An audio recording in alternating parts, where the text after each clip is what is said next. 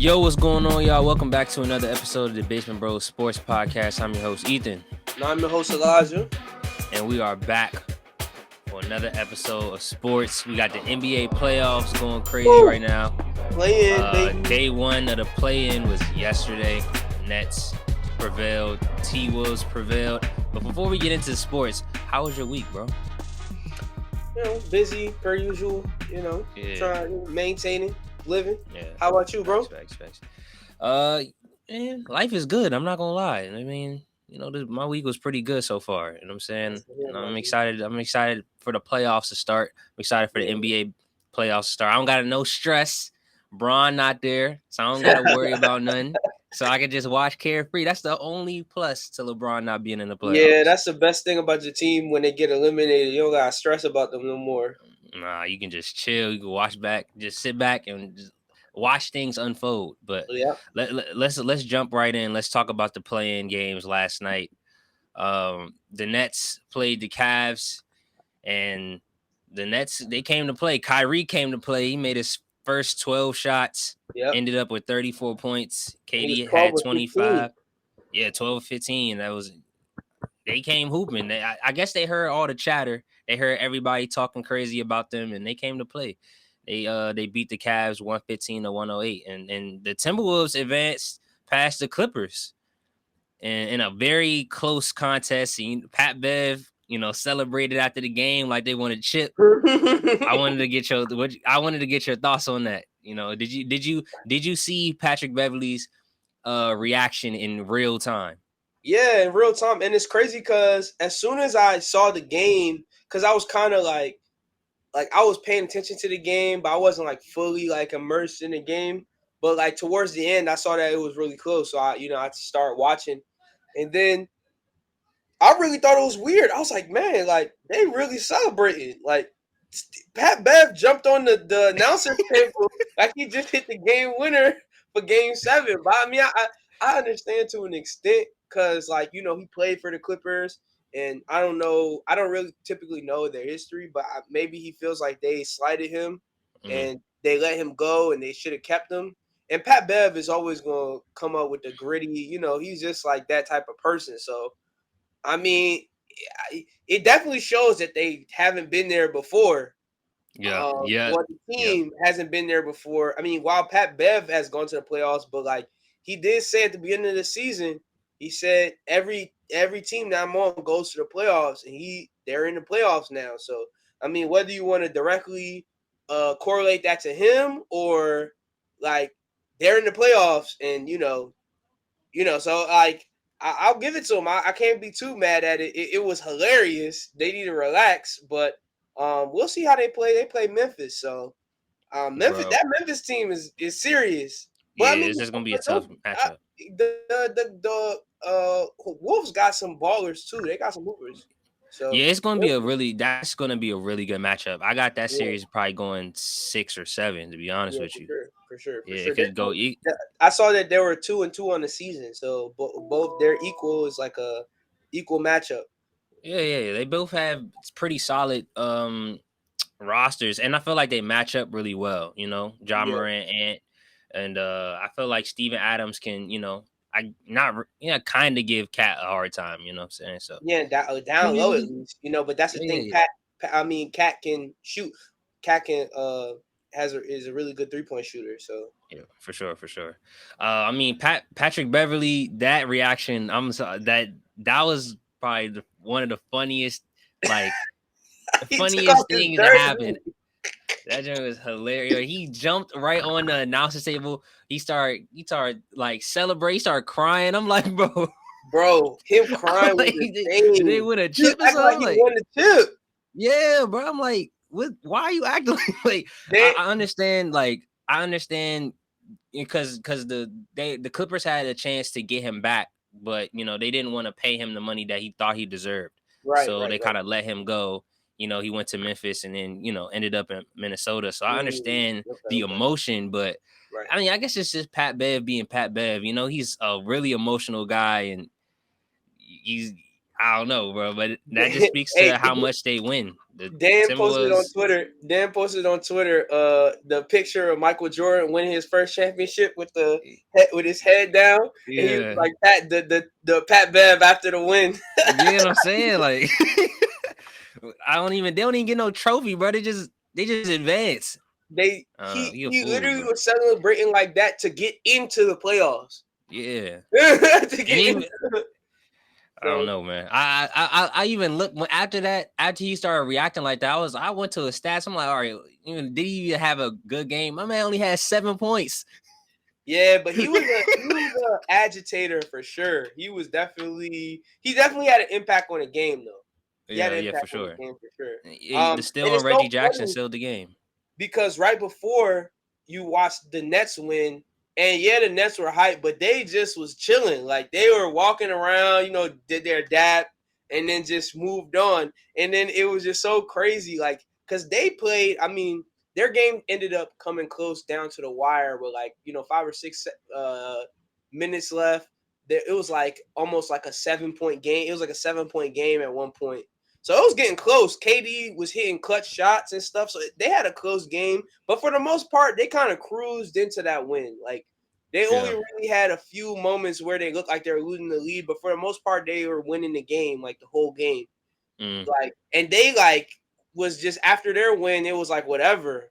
But the Timberwolves were playing an intense game. They really embraced that win. I mean, not everybody on the team was wilding, but just Pat Bev specifically. Pat Bev and jumped on the announcer's table too. Yeah. That just shows the comparison between the Nets and the T-Wolves. The Nets, you have KD, Kyrie, Blake Griffin, LaMarcus. You have all these experienced veterans that they know what the big prize is. They know when it's really time to celebrate. The young team is, which is kind of surprising because Pat Bev been in the league for a minute. He's a veteran, so yeah, but he's never been to the big game. Yeah, but he's been in the playoffs before. He was in the Western Conference Finals last year. Yeah. So it's like, I think he was really just doing that to get on the Clippers, and they're like, he was just trying to get on the Clippers skin. It was more so about the Clippers because he even left a little message on Twitter. He's like, "Get them!" He was cursing and stuff. So it's like, he was hyped. Oh man! All right, so what chance would you give either of these teams to advance past the first round? Let's start with the Nets.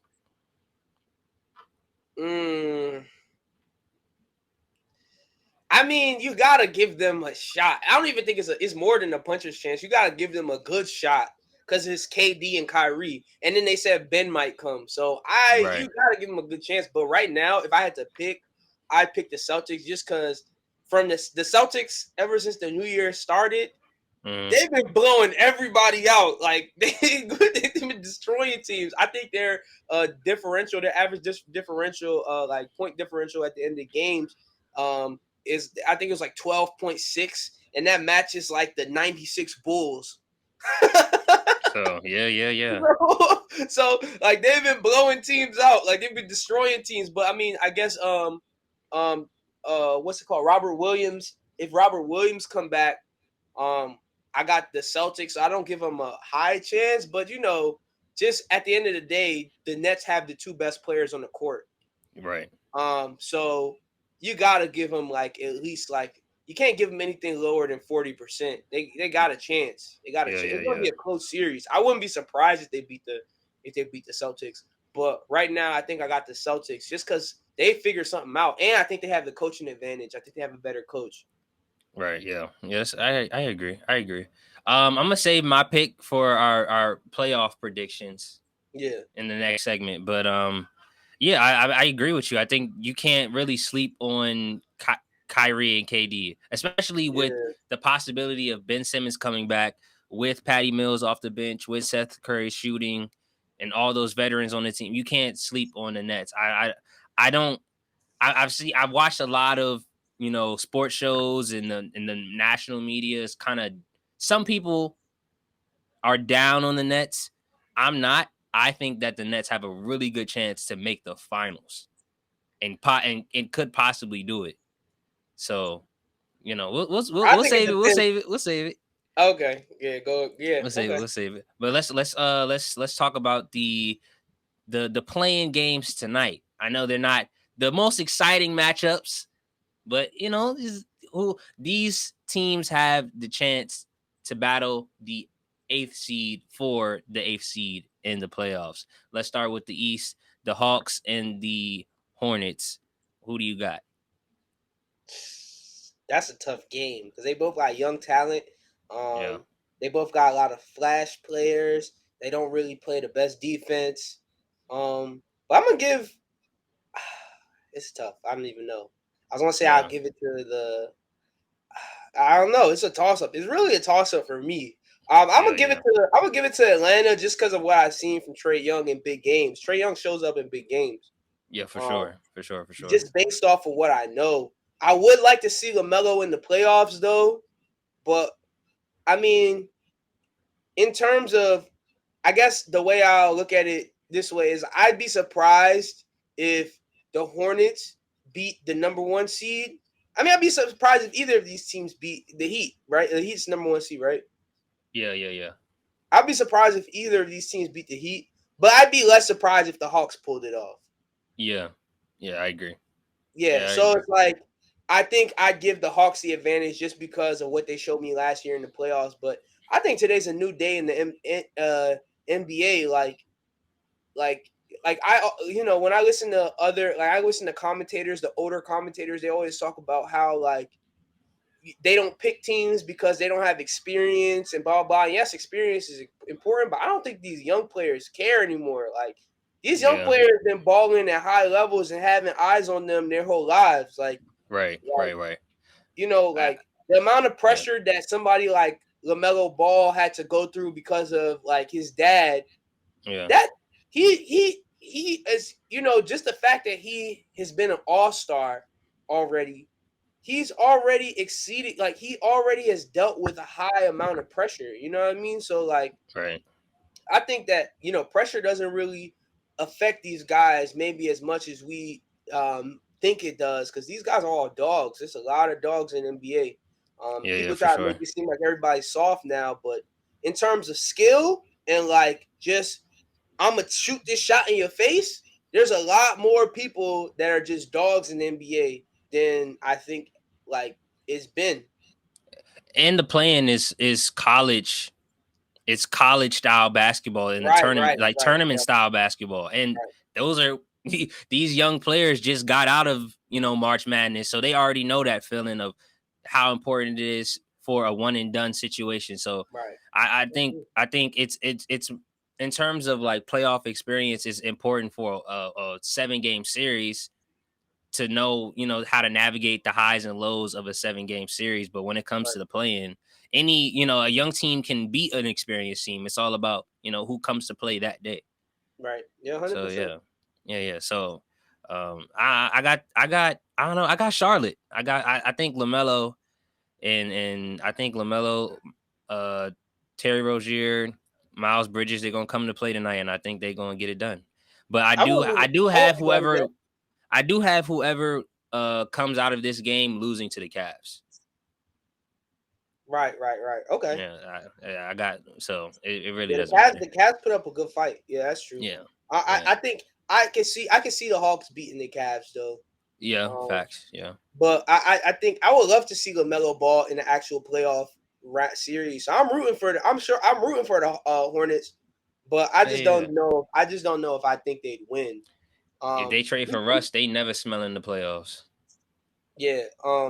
In terms of the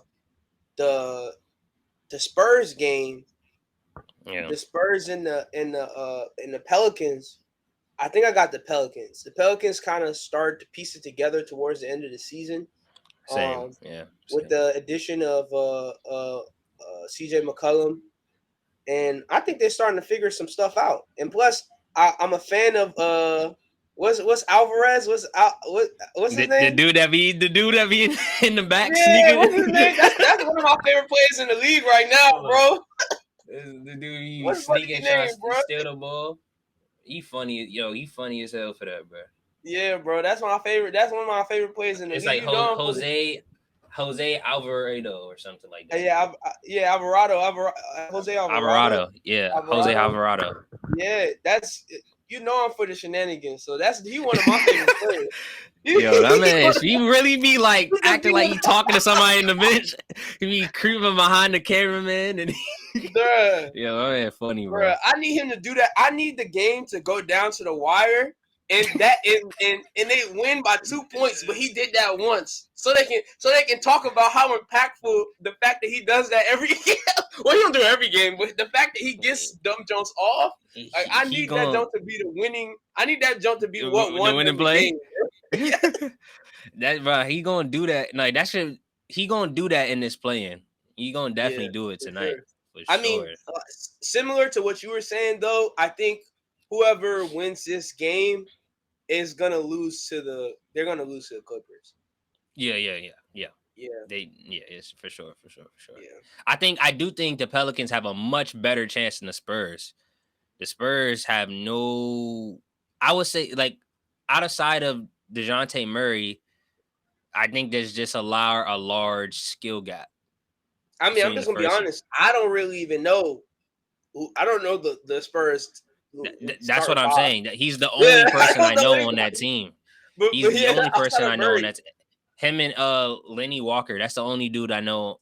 Him and So the Spurs, they can win it, but they're gonna get bounced next game. So might as well not. So but let's get into the playoff predictions. We're gonna go series by series, break down the first round, and give me your winner of each round. Do you want to go all the way up to the finals, or do you want to stop at round one and then continue on to round two when we get there? We can go round by round.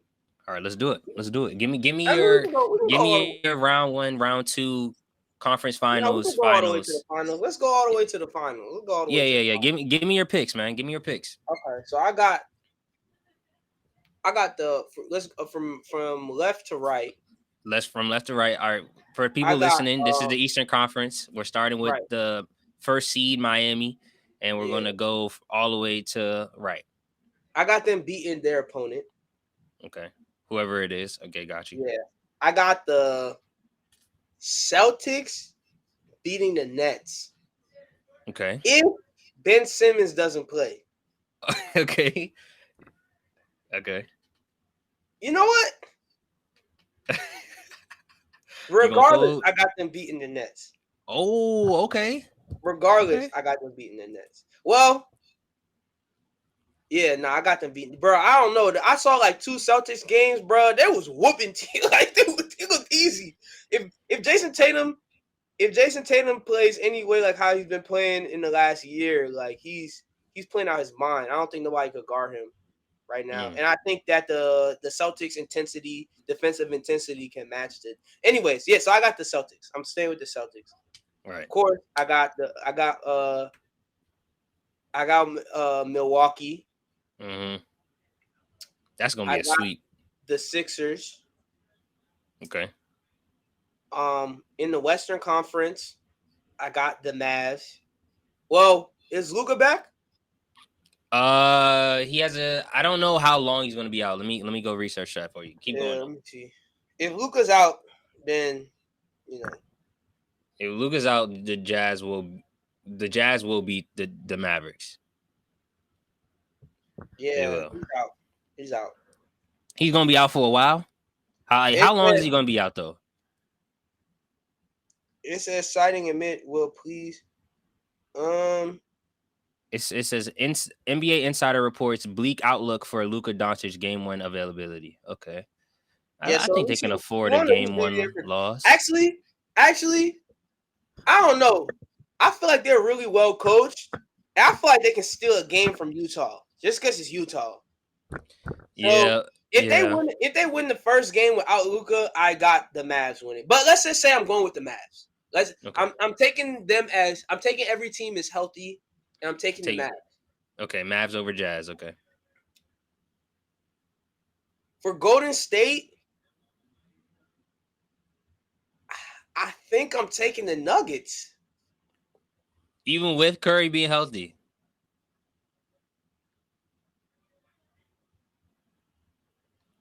Yeah. Even with Curry, okay. They kind of fell off. Okay. Yeah, something's telling me to go with the Nuggets, so I'm gonna go with my gut on this one. Got you. I got the Nuggets. I got the Grizzlies. I got the Grizzlies, and then whoever the Suns play, the Suns are beating them. Right. Okay. So then that means your second round matchup would be the Heat versus the Sixers, the Celtics versus the Bucks in the Eastern Conference, and in the Western Conference, your matchup would be the Suns versus the Mavericks. And the Grizzlies versus the Nuggets. Nah, it would be the Suns versus the Nuggets. Nah, they don't do it. That's the NFL. They do it by bracket. Oh, so the Suns wouldn't play the lowest seed? Nah, they don't do it. They don't do it like that. Oh, okay. All right, well, then I feel like the Sixers are going to lose to the Heat. Wow. Yeah, wow. That would be bad. That would be bad for both James Harden and Embiid. I'm telling you, that would be bad for Embiid too. It would be bad for Embiid, but it would kill James Harden. It would kill James Harden. You're right. It would kill James Harden. People wouldn't consider James Harden a superstar anymore. Yeah, that's true. But I do think like we're gonna have to start looking at Embiid too. Like you can't get to he hasn't gone to the Eastern Conference Finals. Yeah, but he's a center. Like I feel like he's a center. I feel like there's only two centers. Don't have the type of pull that like centers don't have the type of like push and can't control as much of the outcome of the game in today's game as like guards can, or players that can be like combo guard. Like Giannis is a guard basically. You know what I mean? He's just like a 7-foot guard. Like I just don't like the idea that like people like there's only so far a center can take you. I feel like in today's league. Think about the great centers in today's league. It's Giannis and Jokic. That's it. Giannis and Jokic are never leading a team to a championship. I mean, Embiid and Jokic are never leading a team to a championship by themselves. Like that's why, and that's another reason why I don't really like. I'm on a little bit of a tangent here, but that's another reason why I don't really like all the older, like commentators like Shaq, and because they think of the game from their perspective. Go take over the game, just dominate, big man. That's not today's NBA anymore. A big man can't just. A big man has a big implications on whether you win or lose. But in a series now, it's about like guard play. It's about guards or people that can be guards in the league. It's not about the big man anymore. So I necessarily don't agree with you. Here's why. In the playoffs, the game slows down much more and it's not as fast paced and just throwing up threes. Of course, threes are always going to win you games and people value the three. But I do think that your stars win you your series. And it's a lot of more half court sets and they take up more of the shot clock. So you can run plays and run sets in more in a playoff series. And I think that's where Embiid comes in.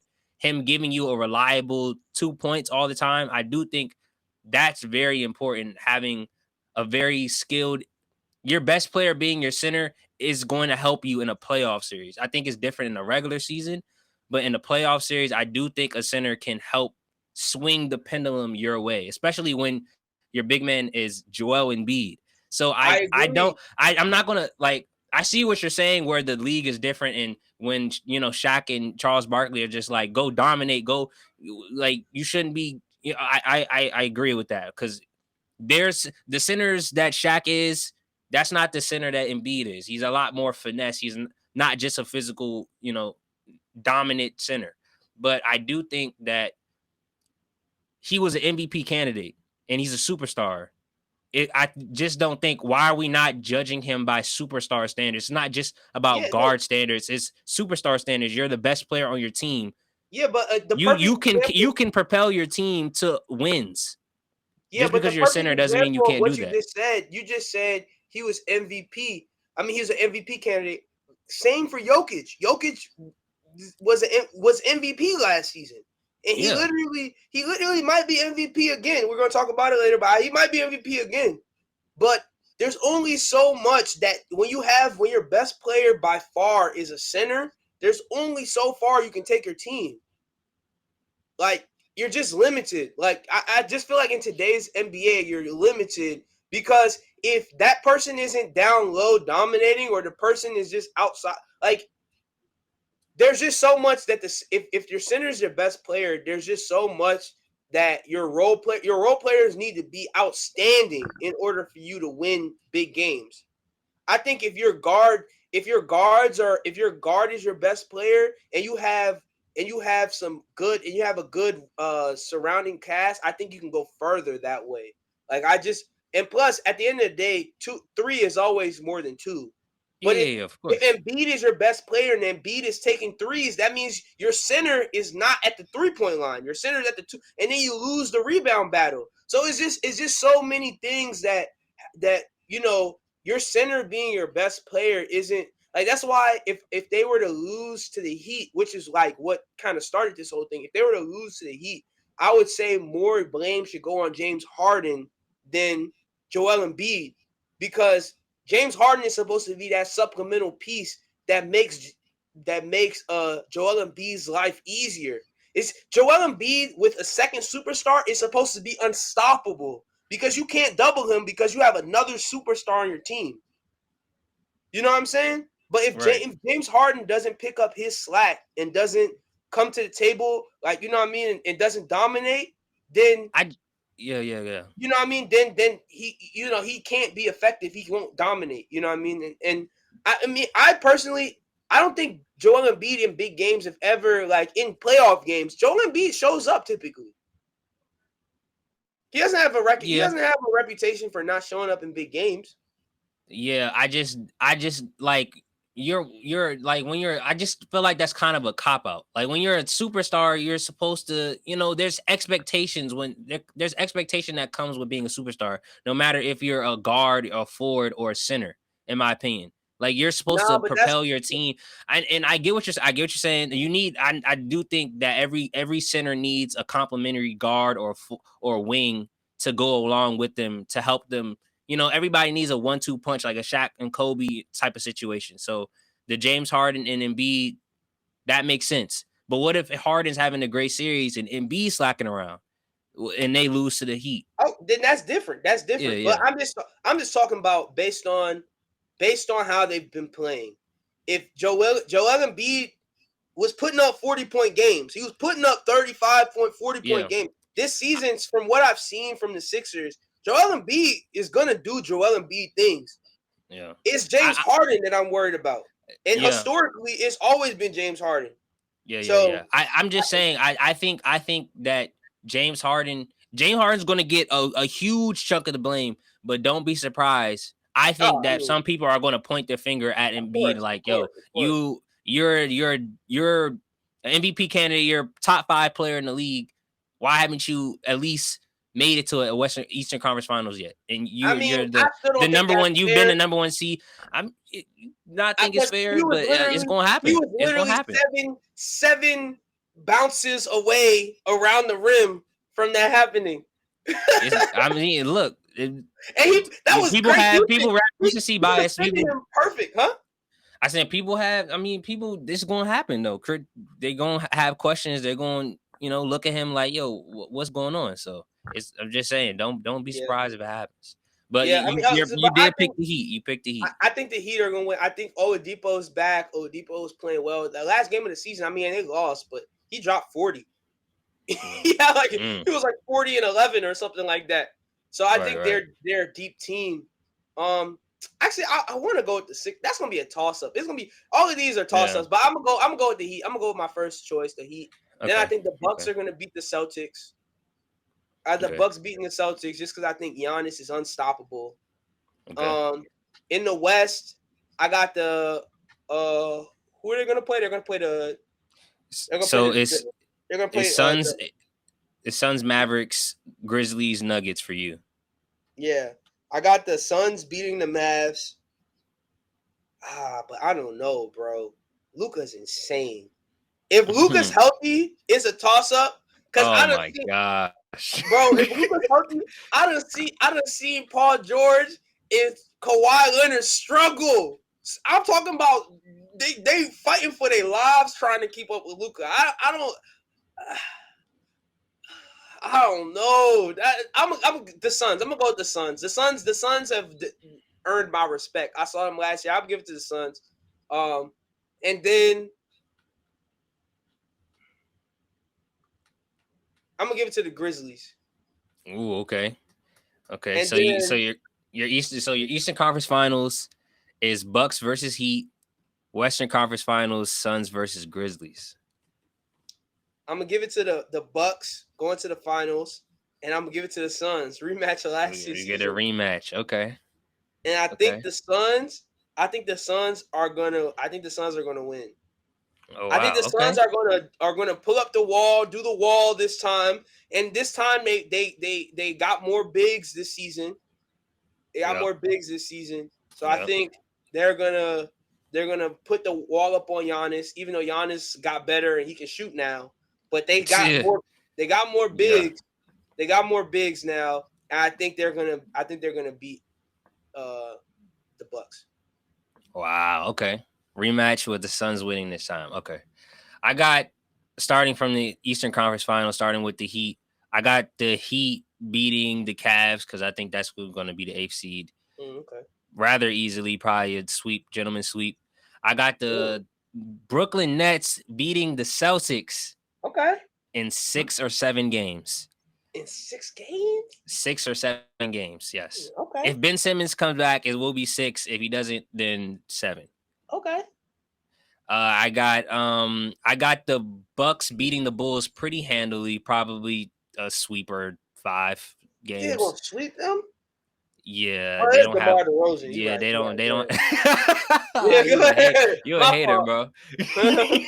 My fault. You're right. I got them. Now that you said that, they gonna lose in 5. Now you trying to give me so bad for DeMar. The trash. I like DeMar. I like DeMar now. I got the Bucks winning in 5. I got the Sixers. I got the Sixers beating the Raptors. I don't even know, but it doesn't really matter. I think that's 4. Yeah, 4 or 5. They might, whatever. I got starting with. I guess I'm gonna start with the number 1 seed in the West. The Suns will beat the Clippers in 6 or 7 games. I think the Clippers. If the Clippers had beat the Timberwolves, I would have had the Clippers versus the Suns in the Western Conference Finals. But because they lost, they're going to lose to the Suns in the first round. I got the Grizzlies beating the Timberwolves like 5 or 6. If Curry's back and he's healthy, I got the Warriors beating the Nuggets, and I got Luka beating the Jazz because who cares about the Jazz? Then I have the Heat versus the Sixers, with the Sixers beating the Heat. And I got the Bucks versus the Nets, and KD versus Giannis. I don't know who's gonna win this. I don't know. I really don't. I don't know because if Ben Simmons is playing, I actually wouldn't be mad at that series. That last year, that jump was incredible. That was top tier. That was top tier basketball. Mind you, that was KD versus the Bucks. It was just him. Facts. So, but that's the thing, though. Giannis has gotten better. That's what I'm. Yeah. That's the thing. And that whole team, that team has gotten better. Yeah, that's what I'm saying. Like Giannis is not Giannis. KD is always gonna be KD. KD can give you 50 anytime. KD is at the apex of. But Giannis now, I feel like Giannis can match his intensity. Facts. Like, but here's the only thing about that is I now they don't have to worry about ever putting KD on Giannis if Ben Simmons plays. And this really relies on Ben Simmons. I think he is the X factor of this series. Putting him on Giannis won't slow Giannis down at all. Well, it won't stop him, but it may slow him down. It may possibly. I don't think so. Possibly. Did you see what Giannis was doing to Ayton? Giannis don't care. Giannis does not care. I don't think Ayton is as good as a defender as Ben Simmons. I don't think so. I mean, I'm not saying, like I said, I'm not saying that Ben Simmons is going. I'm not saying this is going to work. I'm not saying that Giannis might not get 40 on Ben Simmons. I'm just saying you'll have someone that is his job is to slow Giannis down, and that's something that the Nets didn't have last year, along with Kyrie, along with KD, along with extra shooting. I wouldn't be surprised if the Nets beat the Bucks, but I'm picking the Bucks to beat the Nets in 7. This series will go 7 games with the Bucks winning at home. Let me see some. I'm trying to see what I'm about to see what Giannis average was in the playoffs against them last season. It had to be like 30, 11, and like 8 or something. He went crazy. KD outperformed him though. KD outplayed Giannis. No, I'm talking about Giannis versus the Sixers last season. Oh, okay. Ben Simmons. I was watching First Things First. I forgot who put up the graphic, but when Ben Simmons guarded Giannis, he did an alright job on him. Hey man, Giannis averaged 29.9. Hey, it's Giannis. And 11.6 assists last year against them. Hey, it's Giannis. All right, I never said he's gonna stop him. Giannis is unstoppable. He was shooting 55% from the field. Yeah. I don't know, bro. Bruh, come on, bro. I don't know, bro. I don't care who you put on him. I got the Bucks winning in 7. I got the Bucks winning in 7. I got them winning in 7, and the Bucks are gonna beat the Sixers. So I got the Bucks going to the finals in the East. Oh, so you think the Eastern Conference Finals is gonna be the Sixers and Bucks? Sixers and Bucks, yeah. Okay. And I got Giannis beating them in probably 5 or 6. Okay. Because I think James Harden is due for a couple meltdowns, a couple 12-point games, like 8 for 25 or something like that, or he's due for a bad game. So he's gonna give us some. Bro, but I can't believe y'all was calling me crazy, bro. Now looking back, hindsight 2020, I was right about that.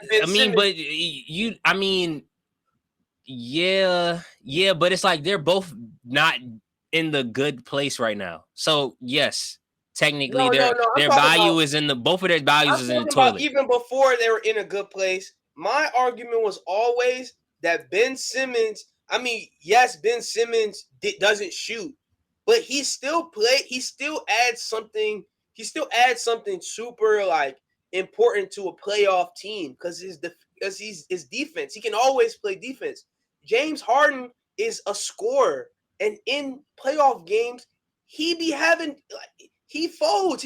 He's not a scorer anymore. Sometimes, like, you know what I mean. I feel like his meltdown is always. I think his meltdown is just as dramatic as Ben Simmons. Is just that like. Crowds or people who watch basketball are obsessed with scoring the basketball. That's all they care about when it comes to being a good basketball player. They care about who can score the basketball. Right. But basketball is about 2 ends of the floor. If you have a player that can strap the other team's best player, he's more valuable to me than somebody who's going to choke scoring-wise in the playoffs and who doesn't play as good defense. Right. That's how I always looked at it. But I mean, we can move on. I'm just saying that was my rationale going into it. I would rather have Ben Simmons, who is scared to take a shot, but he can guard my best player, rather than somebody who's going to take mad shots and miss and don't play no defense. They don't play any defense. I mean, I don't think I gave you that much pushback on that. I think I was Swati. Swati gave you the pushback. When on that episode, it was you, Swati, and Dan, and all y'all was. I don't think you was. I going was that like, hard, I wasn't going as hard because I was like, crazy. because at first it was reactionary, like, but then once you were explaining it, I was like, yeah, I can see that. I think Swati couldn't get behind the point that I was saying that James Harden's meltdowns are just as big as Ben Simmons' meltdowns. He couldn't, like, he was like, nah, bro, you not. But Ben Simmons only had that historically. Ben Simmons has only had that one major meltdown. And that was one game. Nobody else was really talking bad about him throughout the whole playoffs. They did lose that big lead to the Hawks. Yeah. But that was a coaching thing. I don't think that was a Ben Simmons thing. That was a coaching thing. Yeah, it was more of a Doc Rivers thing. It was more of a Doc Rivers thing. I mean, yeah, but we can move on. But I'm just saying, yeah. Good call. All right, good call, Eli. All right. All right, man. All right. I got the Suns versus the Mavericks. Suns. Grizzlies versus I got Golden State beating the Grizzlies. Okay. And then I got the Suns beating Golden State rematch. I got the Bucks repeating. I got Giannis getting his second ring, and I got Giannis on his path, walking up the path of being in the GOAT conversation. Not being in the GOAT conversation, but we looking around like, could he possibly be a GOAT? Yeah. Like us questioning, like, is he on that path? Yeah. I wouldn't be mad. I wouldn't be mad at another Giannis championship. Yeah. I want the Suns. There's so many people to root for in the NBA now. Like, I will say I am rooting. If they do play again, I will be rooting for the Suns. I just think the Bucks will win. But I want CP3 to get a ring. Yeah, I want CP3 to get a ring. I want Book to get a ring. I like that whole team. I really like I like their whole team. I like their coach. I like their whole team. Like, they're a team to root for. Right. Yeah. But I mean, I feel the same way about the Bucks, though. Honestly, I love Giannis. I love Giannis. Yeah. Like, I really, the NBA is not like the NFL. Like, I don't care who really wins as long as the basketball is good. Yeah. And I think this playoffs we'll see some really good basketball. I really do think so. Especially if I want the Nets to beat the Sixers so they can go against the Bucks. Right. Because I think a Celtics-Bucks series isn't that interesting. Yeah, 100%. The Nets-Bucks series is about to be crazy if they play again. Yeah. But all right, let's jump into this MVP discussion with the season being over. It's really these three guys at the top of the list. I know you said that Jokic will probably repeat, but is that your pick for MVP this year? I mean, if I had a vote, I'd vote for Embiid. I'd either vote for Embiid or Giannis, because Giannis actually had some crazy moments towards the end of the season. But I think in terms of like consistency and who's been in the conversation the whole season, I'd say it's Embiid, because people have been saying Embiid was going to be MVP from the jump. Yeah, like, yeah. And then he ended up with the scoring title. Like they have the same record as the Bucks. They just lost the tiebreaker. That's but like, and people remember the Giannis block that won them that game. But the game before, when Philly played, Embiid had a monster game. So like, I'd give it to Embiid. The reason why I say Jokic is going to get it is because of like the advanced stat people and a lot of those people in the media that get the votes. A lot of them, I feel like they just go off of Jokic. He did have a good season, but all the advanced stats, and I was just talking to my friend yesterday about the advanced stats. Like, when you really think about what the advanced stats are showing, the advanced stats are basically showing which player has the most impact on winning on their team. Like, the advanced stats are basically put together to show who the MVP will be without like looking at regular stats. You know what I mean? Yeah. So he's at the top of all those lists, and I feel like these people don't really be watching all of the games. So they'll go off of what the advanced stats say and give it to him that way. But I mean, in reality, he's the 6th seed. He's the 6th seed in this conference. That's what I was about to say. Yeah. You know what I mean? I think he's the only player ever in NBA history to have the amount of points, I think, assists and blocks that he had. No, rebounds and assists. The points, yeah, he had 2,000 points, 1,000 rebounds, and 500 assists. Yeah, he's the First first player in player NBA ever history to do that. To do that. So I mean, that's impressive. But ain't no triple double. I don't know. Yeah, that's my thing. Like, I think when you're a 6 seed, I think it's just weird how they choose their MVP, because some years it's the best player on the best team, like Steve Nash or Derrick Rose or Stephen Curry. Then then like 1 year they'll choose, like, it's just weird how they choose it, because if they go by the advanced metric system and who's, without looking at regular stats, who's impacting their team most and who's playing the best to get their team wins, wouldn't LeBron have 10 MVPs by now? Or I'm sure he's been at the top of those advanced metric lists. It's all based on narrative. It's all based on narrative, because you got to think about it. It's the media. The media are the people who vote. You know what I mean? But sometimes they'll go with the newcomer, but out of those top 3, the only person without an MVP is Embiid. So why wouldn't Embiid be the front runner right now? It just doesn't really make sense. Narrative. It's based on narrative. I think the most recent story that I've heard was the Jokic stuff. The Jokic that he's number 1 in PR. He's number 1 in I think this thing called VA. He's number 1 in this other stat. He's number 1 in all the advanced stats. I looked it up yesterday. I was actually having a conversation about it. I was looking it up. He's number 1 every advanced stat. Jokic is the number 1 person. I don't think that should. I personally don't think that should, because these are statistics created by algorithm, and the algorithm was looking for. They're all trying to, like, my friend Marcus made the point that they're all trying to. All the advanced metrics are trying to generally achieve the same thing. They're trying to figure out which player impacts their team for winning more.